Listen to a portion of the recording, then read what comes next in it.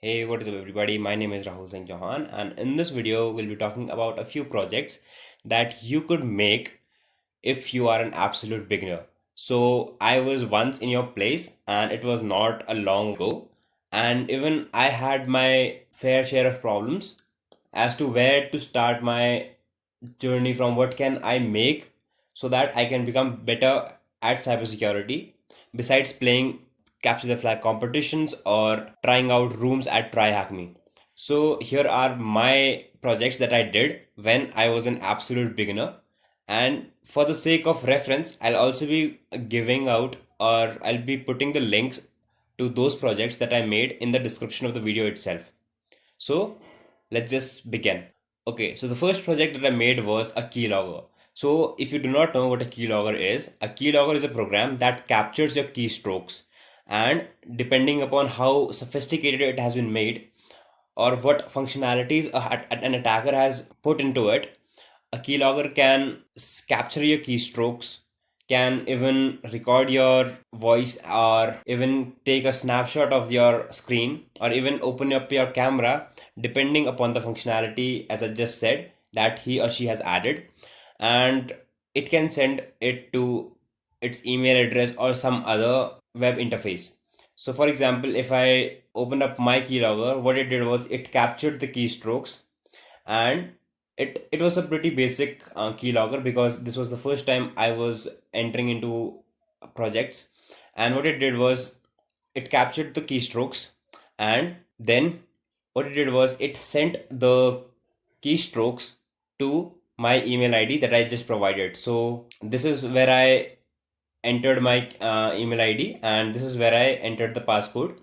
So you can also do it. It is quite easy.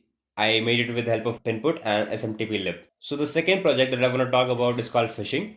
So phishing has been since ages and it is not going anywhere.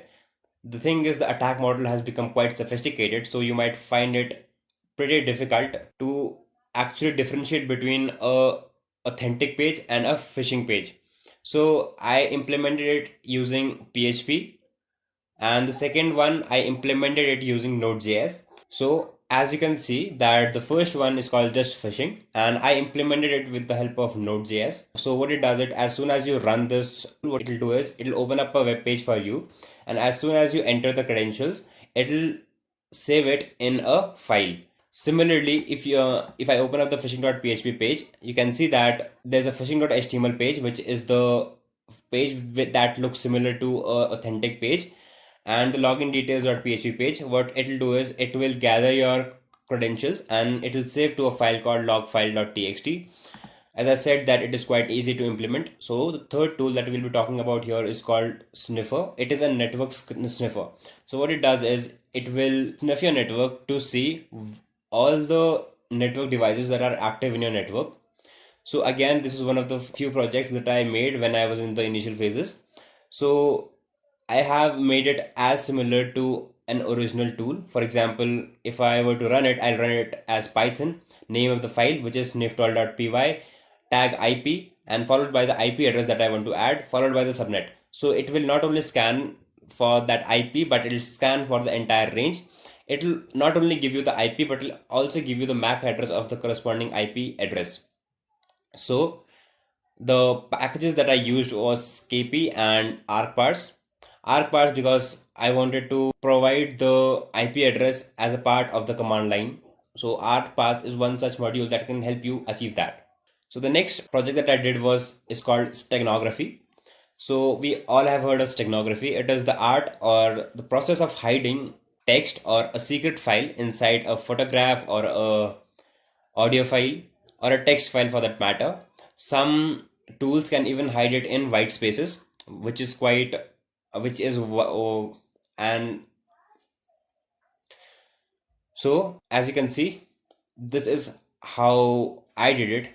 So again, I have used ArcParts so that the user can enter everything from the command line and he did not have to do any manual changes. So I implemented it using Stegno library. So this is a least significant bit steganography. So what happens is each pixel is made up of RGB, and each RGB can be represented in the form of bits. So if I change the last bit of each byte, the changes will not be much visible, and with the help of it I'll be able to store my secret file. So this is one of the programs that I really enjoyed myself doing. Again, I'll be putting the link to the project in the description of the video. Okay, so the next project that I did was on server-side template injection.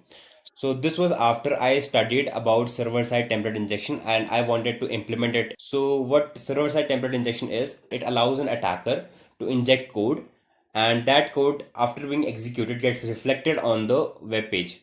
So an attacker, depending upon his malicious intent, can even execute code on the backend of the web page. So there are a couple of ways in which server-side template injection can be implemented. So I implemented it using Flask and Jinja too. So folks, this is it for the video.